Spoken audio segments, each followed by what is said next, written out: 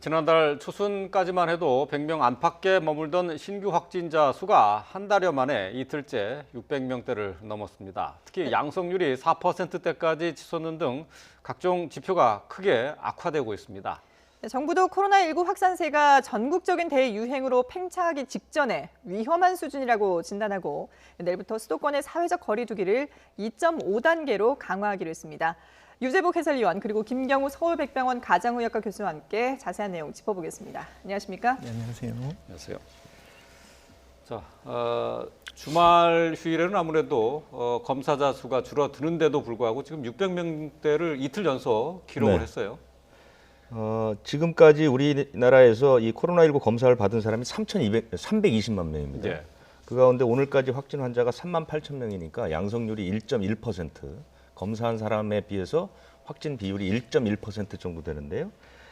지난 금요일, 그러니까 지난주 금요일이 2만 3천 명 검사에서 580명이 나왔으니까 2.5%. 예. 근데 어제는 4.4%, 오늘도 4.2%가 나왔습니다. 네. 그러니까 14,000명 검사했는데 615명이 나왔으니까요. 이것을 평일 수준에 대입을 하게 되면 그러니까 검사자가 25,000명에서 3만 명 정도를 검사한다고 하면 물론 네. 단순 비교는 어렵습니다만 네. 그렇죠. 확진 환자 수가 1,000명을 넘어갈 수 있다라는 게 이제 이론적으로 가능한 거죠. 물론 주말 휴일에도 검사가 증상이 심한 사람들이 검사를 받기 때문에 평일에 양성률보다 높은 것은 뭐 사실이긴 하지만 어쨌든 그만큼 지금 그 전국적인 그 감염 전파 양상이 무섭다라는 것이고 검사하면 그만큼 확진 환자가 나올 가능성이 높다는 것이기 때문에 굉장히 우려스러운 상황이다 이렇게 볼 수 있습니다. 예. 네.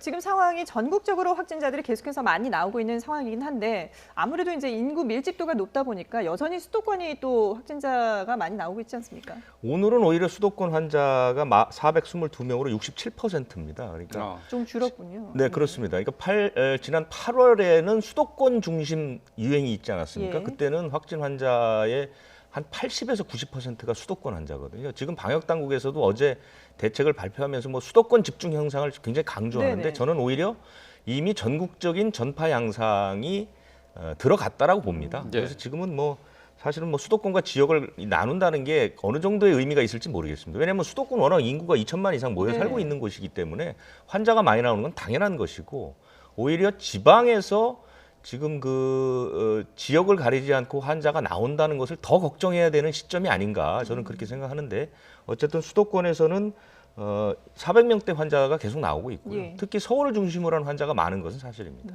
예. 뭐 울산, 부산 이런 경우는 30명이 넘었고 전북도 20명이 일단 넘어서 전국적인 확산 추세가 확연하게 드러나는데 이제 여기에 따라서 결국 위중증 환자도 계속 늘고 있어요.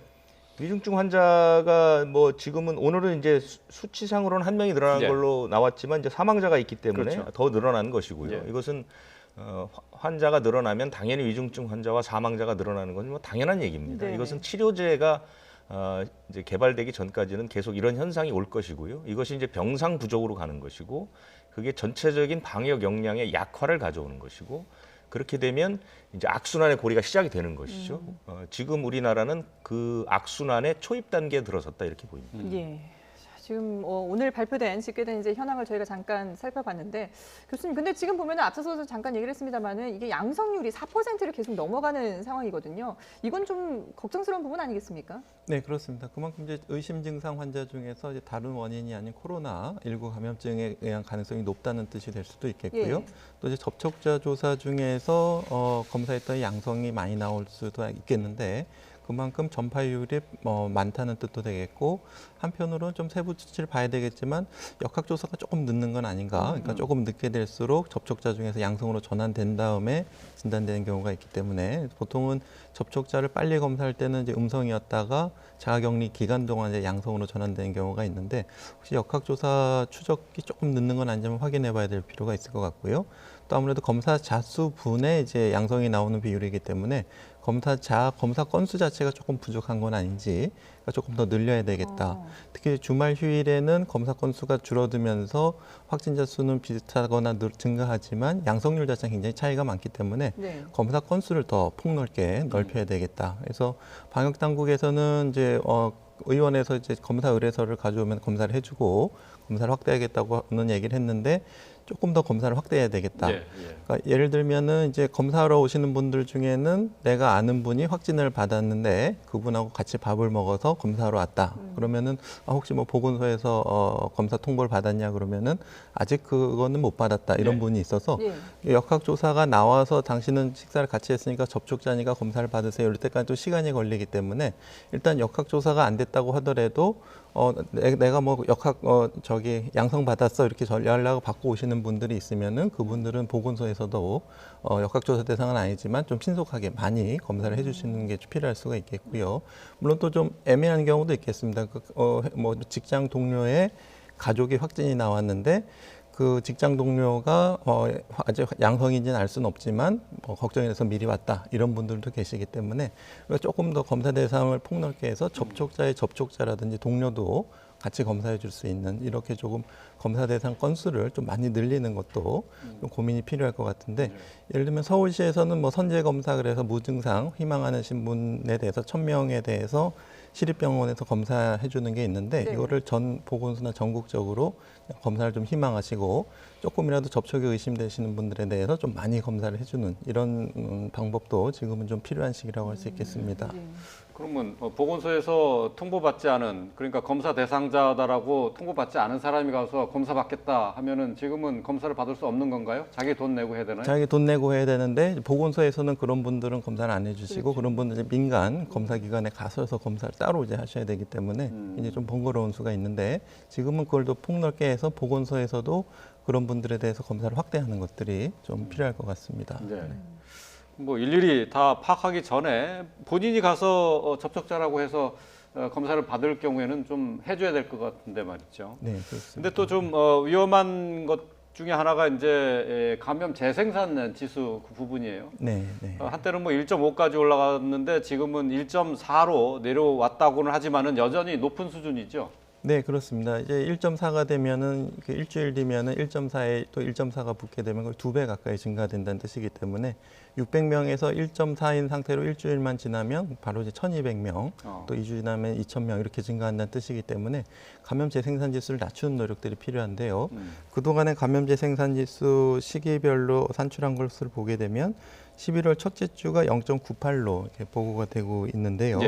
우리가 개편된 사회적 거리두기안이 적용된 게 11월 7일이 되면서 1단계로 완화되기 전에 그때 0.98 정도였고 이제 1단계로 완화되면서 둘째 주, 셋째 주에는 이제 1.55로 이제 감염제 생산 지수가 증가했는데 요때는 이제 일일 신규 확진자 수가 두 자릿수에서 100명대, 160명대, 13일에 160명대, 그 17일에 200명대 이렇게 빠르게 증가하고 있을 텐데 물론 이제 신규 확진자 수 자체는 뭐 100명, 200명으로 새로 둔 그 개편한 어떤 격산 기준에 맞지는 않는다고 해도 감염제 생산 지수가 1.5로 측정이 된다고 하면은 확진자 수가 200명이 안 된다고 하더라도 바로 신속하게 거리두기를 격상을 하는 것이 필요한데 거리두기 격상을 하면 그 효과가 나타날 때까지 열흘에서 2주가 걸리기 때문에 1.5, 1.5, 1.5에서 두세 배 폭증할 수 있다는 신호가 되기 때문에 좀 선제적으로 거리두기를 강화하는 그런 지표로 좀 추가돼야 될 것 같고요. 그래서 예를 들면 똑같은 100명이 나온다고 해도 감염제 생산 지수가 1.5면은 빨리 선제적으로 해야 되겠고 300~400명이 나와도 감염제 생산 지수가 0.9로 떨어진다고 하면은 우리가 좀 거리두기를 조금 기다려보거나 아니면 조금 더 0.8로 낮추고자 한다면 그때 조금 더 거리두기를 격상한다든지 그래서 신규 확진자 수를 기준으로 거리두기를 격상하는 것은 한 두 박자 늦을 수 있다. 그래서 감염제 생산 지수로 선제적으로 거리두기를 강화하는 것들이 거리두기 격상에 좀 반영돼야 될 것 같습니다. 그런데 지금 이제 확진자 그 추세를 보면은 사실 지난달에 이제 거리두기 1.5단계였다가 확진자가 늘어나면서 2단계로 격상을 해서 지금 한 9일 정도 진행이 되고 있는데 지금 나오는 숫자들을 보면은 이게 거리두기 효과가 과연 있나 이런 의문이 들거든요. 지난주 내내 방역 당국이 얘기했던 것은 주말쯤부터는 거리두기 상향에 효과가 나타날 것이다 이렇게 얘기를 했고요.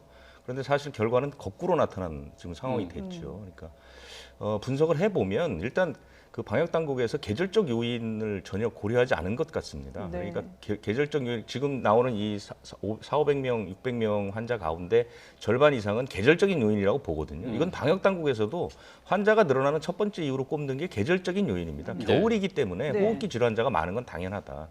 그러니까 코로나19 환자가 늘어나는 것은 전 세계적인 현상이다라고 얘기를 해놨는데 그 부분에 대한 고려 없이 그냥 일반적인 대책, 그러니까 지난 8월 2차 대유행 때 효과를 봤던 것이 이제 저녁 9시 이후에 영업을 하지 않는 것들, 그다음에 이제 포장, 배달 이 부분에서 이제 효과를 그때 본 것으로 지금 이제 평가가 나오고 있거든요. 네. 그러니까 그때의 정책을 그냥 너무 안일하게 대입을 시켜서 바로 효과가 나올 것을 기대했던 것인데 실질적으로는 그 기대만큼의 효과가 나오기는커녕 오히려 환자가 늘어나는 현상을 보였다. 이것은 이제 어떤 뜻이냐면 내일부터 2.5단계가 이제 아주 강한 초강력 대책이 나오다 하더라도 앞으로 일주일에서 열흘까지는 환자가 계속 늘어난다는 뜻입니다. 지금 추세가 이제 계속 간다는 것이거든요. 네. 그 효과를 보려면 1, 2주는 이제 지나가야 되는 것이니까요. 그러니까 연말까지 환자가 훨씬 더 늘어날 수 있다는 뜻이 되는 것이고 이미 전국적인 유행에 다다랐는데도 방역 당국에서 너무 이제 안일하게 대처를 한 것이 지금의 사태를 불러왔다고 보는 것이죠. 그렇기 네. 때문에 이 어제 발표한 대책도 좀 늦었다라고 이제 평가를 받는 이유가 되겠죠. 네. 예. 결국 뭐 상황이 심각해지면서 정부는 전국적으로 대유행이 팽창하기 직전에 위험한 상황이다라고 판단을 하고 거리두기 단계 격상을 어제 발표했습니다. 박능우 장관의 얘기 들어보겠습니다. 지금 수도권은 대유행 단계로 진입한 상황으로 전국적인 대유행으로 확산되는 것을 저지하고 의료체계 붕괴를 막기 위해서 우리 모두가 비상한 각오로 특단의 조치를 실천해야 하는 시기입니다. 이에 정부는 오늘 중대본 회의를 통해 수도권은 거리두기 2.5단계로 비수도권은 2단계로 상향하기로 결정하였습니다. 그간 코로나19의 유행과 길어지는 거리두기로 이미 큰 피해를 입은 분들께 재차 송구합니다. 하지만 지금 더는 물러설 곳이 없습니다. 이번 위기는 지금까지 위기와는 다릅니다. 방역 역량을 집중할 중심 대상이 없습니다. 자칫하면 지난 유행들과 비교할 수 없는 훨씬 큰 규모의 확산이 초래될 수 있습니다. 이로 인해 의료 체계가 한계에 도달한다면 우리 모두에게 큰 피해가 발생할 것입니다. 더 물러설 곳이 없다라고 비장한 어조로 얘기를 했지만 전문가들은 거리두기 단계 상향이 많이 늦었다라는 지적을 계속하고 있습니다. 자, 내일부터 이제 수도권에는 2.5단계가 적용이 되는데요. 네. 무엇이 달라지는 거죠? 이제 굉장히 복잡하기 때문에 쉽게 설명을 드리면 조금 전에도 말씀드렸지만 8월 그 유행 때 이 유행을 꺾은 것이 이제 밤 9시 이후에 영업 중지하고 포장 배달이거든요. 네. 그 전까지는 뭐였냐면 방역 수칙을 지키는 단계와 영업을 못하게 하는 집합금지 단계 두 단계가 있었다면 가운데에 그 바로 이제 포장 배달만 허용하는 것과 밤 9시 이후에 영업하지 못하는 단계가 하나 추가됐다고 보시면 되고요. 네. 그러니까 2.5단계가 가장 강한 단계라면 2단계는 그거보다 하나 밑이라고 보시면 됩니다. 그래서 지금 그 효과가 있었던 바로 지금 말씀드리는 것처럼 밤 9시 이후에 영업 중단, 그다음에 포장 배달, 그다음에 네. 유흥시설 집합 금지는 2단계와 2.5단계가 동일합니다. 네. 이것은 이제 왜냐하면 가장 중요한 핵심 그 조치라고 판단을 했기 때문에 동일하게 이제 놓는 것이고요.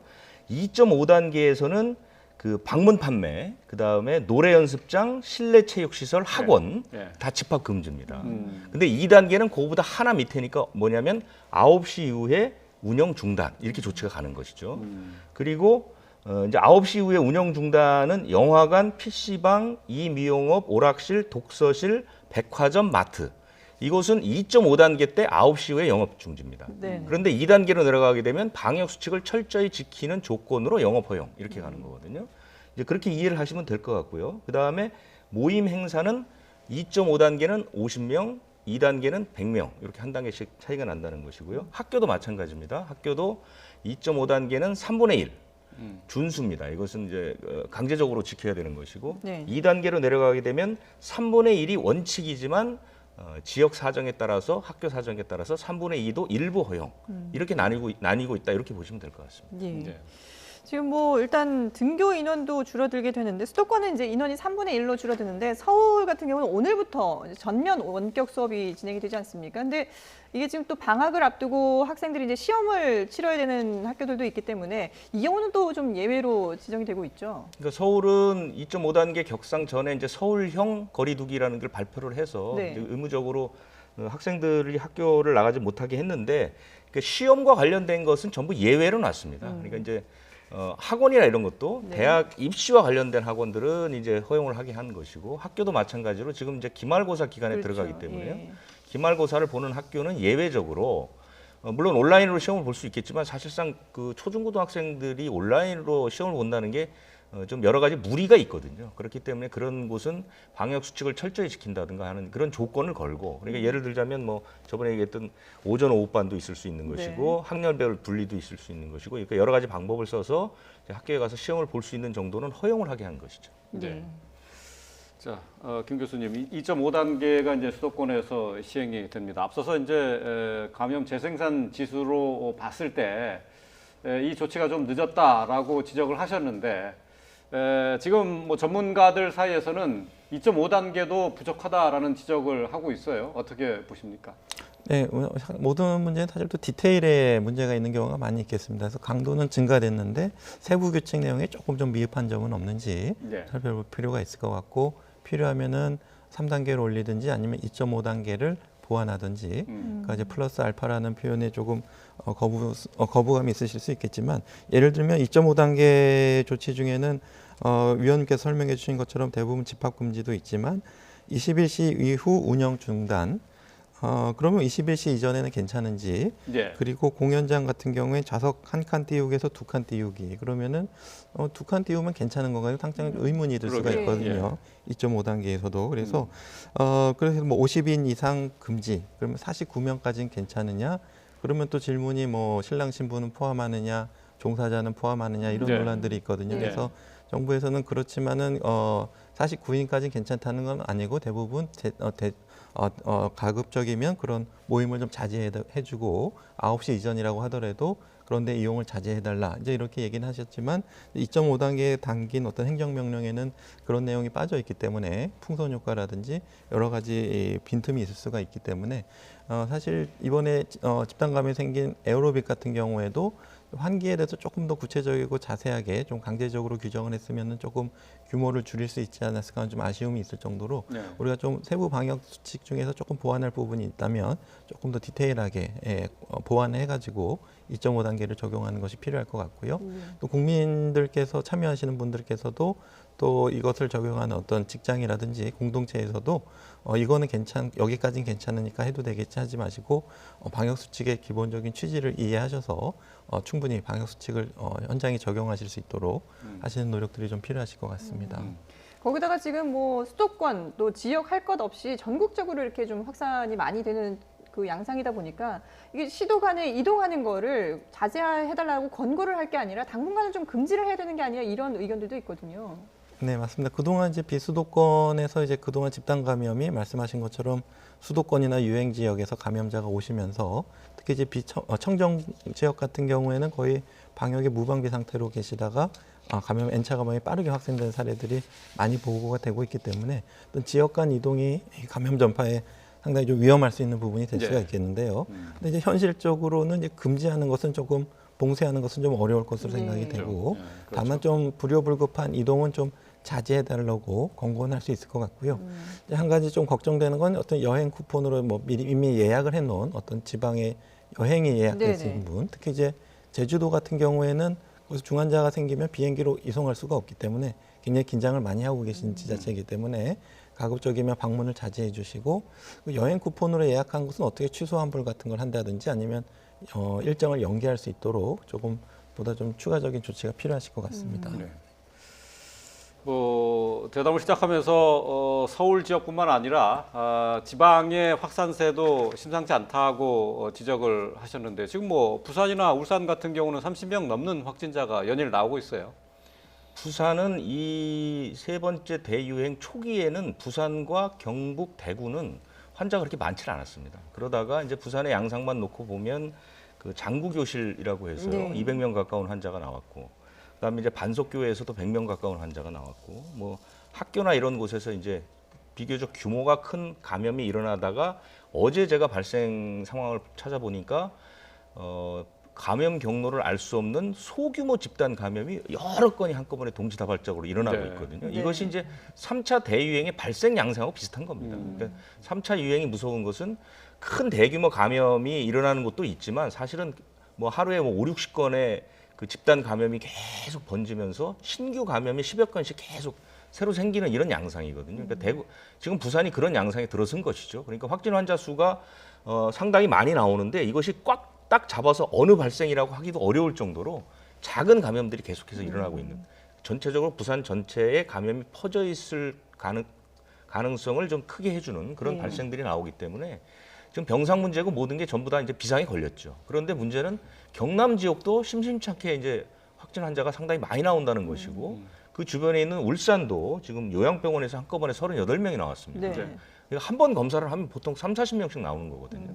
이런 방식으로 이제 그 이른바 영동 지역, 영남 지역 전체가 지금 감염권 안에 들어섰기 때문에 이렇게 되면은 이제 가장 큰 문제가 중환자 병실을 나눠 쓸 수가 없다는 것이죠. 그렇게 되면 이제 저 얼마 전에 얘기한 것처럼 부산 환자가 대구로 올라가야 되는 이런 일들이 벌어지게 되는 것이죠. 예. 지금 뭐 부산의 확산세를 저희가 짚어봤습니다만은 그 감염 경로를 알 수 없는 환자들이 많이 나오고 있는 와중에 이게 부산이 아무래도 이제 항구가 있다 보니까 이렇게 러시아 선박들이 들어오면서 또 확진되는 경우들도 많이 나오고 있다고 하거든요. 이런 선박 부분은 그 전부터도 사실 이게 확진 환자가 나올 때 계속 문제 제기들이 되어왔던 부분인데 어떻게 좀 보완을 해야 되지 않을까요? 네, 그래서 지금 코로나 음성 확인서를 이제 제출하도록 하고 있고요. 네. 또 이제 접촉하는 우리 뭐 하역을 하시든 도선사든 뭐 수리를 하시든 이런 분들에 대해서 접촉 주의가 충분히 당부가 되고 있고, 예. 또 대부분 선원분들이 젊고 건강하신 분들이면 그 중환자 병상을 차지하지는 않기 때문에 또 관리를 잘하면 큰 문제가 될 것 같지는 않고요. 그래서 물론 이제 러시아에서 최근 이제 급증하면서 이제 확진자들이 많이 올 가능성이 있고, 네. 통계로 봐서는 지금 5일과 6일에도 이제 6분, 8분 뭐 외국인이 많이 오신 날도 있고 내국인 분도 있는데, 항공으로 오신 분들은 이제 선박이 이제 구별되고 있지는 않지만은 항만 관리 방역을 좀 잘 관리하시면은 지금 현재 수준에서 지역사회 감염을 일으킬 가능성이 크진 않아 보이기 때문에 뭐 전적으로 금지한다기보다 조금 더 방역 관리를 더 강화하는 수칙 방향으로 나가는 것이 필요할 것 같습니다. 예. 글쎄요, 이제 정부로서는 좀 걱정해야 될 것이 결국 중환자들을 위한 병상들이 아닌가 싶습니다. 코로나19가 의료 역량의 범위를 초과하다가 의료 체계가 붕괴하는 수준으로 전개되는 것을 막아야 하는데요. 자, 정세균 총리가 관련된 얘기를 했습니다. 들어보겠습니다. 매일같이 수백 명씩 발생하는 환자로 인해 의료 체계에 가해지는 부담도 점차 가중되고 있습니다. 특히 중환자 병상이 부족해져서 한 분이라도 소중한 생명을 지켜내지 못하는 일이 벌어져서는 안 되겠습니다.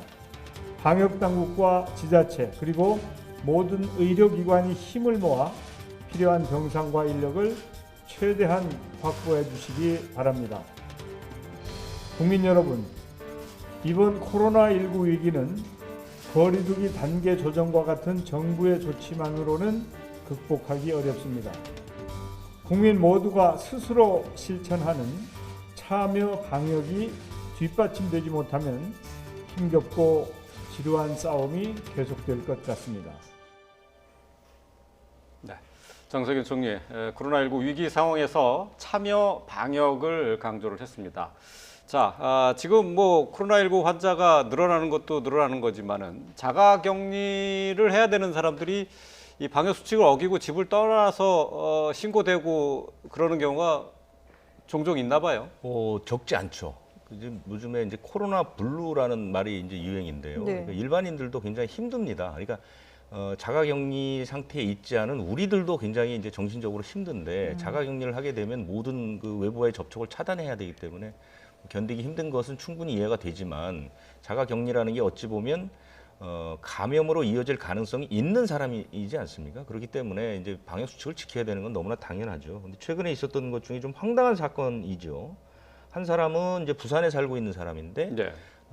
접촉한 사람이 확진 판정을 받아서 보건소에서 이제 검사를 받으라고 연락을 했더니 이 사람이 제주도로 가버린 거죠. 휴대전화를 꺼버리고 그래서 제주도로 갔는데 이제 여러 가지 추적할 수 있는 이제 그 장치들을 써서 가보니까 제주도에서 휴대전화를 끈 상태로 이제 찝거를 하고 있다가 이제 검거가 된 거죠. 네. 그래서 검사를 받았는데 다행히 음성이 나왔습니다. 그런데 이런 것도 명백한 이제 감염병 예방법 위반이 되는 것이고요. 또 한 사람은 음성으로 나왔더라도 처벌받을 수 있는 건가요? 왜냐하면 그 보건소에서 검사를 받는 것을 통보했는데 이걸 이행하지 않았거든요. 그러니까 자가격리 미준수, 그다음에 검사 거부 때문에 그 충분히 이제 고발이 가능한 그런 상황이고요. 네. 또 한 사람은 그 미국에서 입국한 그 부산 역시 이제 부산에 사는 여성인데 이분은 자기 이제 반려견을 데리고 외출을 나갔다가 주민이 신고를 했습니다. 이 사람이 이제 들어오면 요즘은 이제 2주간 의무적으로 격리를 네. 하기 때문에 15일의 격리가 끝나는데 그 전에 나간 것이죠. 근데 이 여성의 얘기는 반려견을 산책시키려고 나갔다. 그런데 역시 마찬가지로 아까 말씀드린 것처럼 감염병 예방법 위반이기 때문에 고발 대상이 되는 겁니다. 예. 이게 이제 아무래도 코로나 상황이 길어지다 보니까 이런 사례들도 계속해서 적발이 되고 있는데요. 미국도 지금 상황이 상당히 심각하지 않습니까? 뭐 하루에 22만 명이 확진될 정도로 상당히 심각한 상황인데 이런 와중에 이제 미국은 백신에 상당히 기대를 걸고 있지만 이게 생각보다는 효과가 없고 또 물량도 부족할 것이다. 이런 좀 부정적인 전망이 나오고 있어요. 어떻게 보세요? 네, 그래서 미국 같은 경우에 지금 누적 사망자 거의 30만 명에 가까울 네. 정도로 네. 많이 생기고 있는데 전체 인구의 한 5% 정도가 이제 감염이 됐고요. 그러니까 자연 면역을 어떤 집단 면역을 형성하기에는 그건 불가능한 상태로 보고 예방 접종만이 이제 집단 면역을 형성할 수가 있겠는데 네. 아마 전 인구의 한 70% 정도 예방 접종을 목표로 하고 있는 것 같고요. 현재 이제 예방 접종의 효과는 맞았을 때 바이러스에 걸리지 않는 예방 효과가 95%, 그러니까 5%는 걸릴 수가 있겠고, 하지만 걸린다고 해도 중증화 예방, 그러니까 중환자 병상으로 가지 않는 것은 거의 100%의 효과가 있다 이렇게 알려져 있는데 뭐 조금 네. 더 지켜봐야 되겠지만은 예. 일단 예방 접종을 고위험군 대상으로 맞게 되면은 일단 사망자 수는 좀 줄일 수 있을 것 같고요. 집단 면역을 형성하기 전에. 그리고 이제 의료진이라든지 간호사, 응급 의료 구조사, 또 임상병리 기사 이런 분들이 맞게 되면은 이분들이 걸리거나 아니면 또 이분들이 걸려서 환자들에게 전파하는 것을 막아줄 수가 있기 때문에 예방접종 우선순위를 두고 우선적으로 좀 접종을 하게 되면 고위험군의 사망을 특히 뭐 요양원이라든지 또 사회복지사 이런 분들 돌보시는 분들을 우선적으로 막게 되면은 일단 집단 면역을 형성하기 전까지라도 어느 정도 피해를 좀 최소화할 수 있을 것 같고요. 조금 더 백신이 많이 보급되고 또 안정성에 대해서 또 많이 홍보가 되고 하면은 한 인구의 한 70% 정도 예방 접종을 하게 되면은 집단 면역을 좀 기대해 볼 수가 있겠는데 그때까지는 그래도 아무래도 좀 마스크 착용이라든지 다중이용 시설 자제라든지 이런 것들을 같이 하게 되면은 코로나19 바이러스를 우리가 뭐 종식까지도 한번 좀 기대해 볼 수 있을 것 같습니다. 예, 알겠습니다. 자, 지금까지 코로나19와 관련해서 유재복 해설위원 그리고 김경우 서울백병원 가정의학과 교수와 함께했습니다. 두 분 말씀 잘 들었습니다. 네, 감사합니다.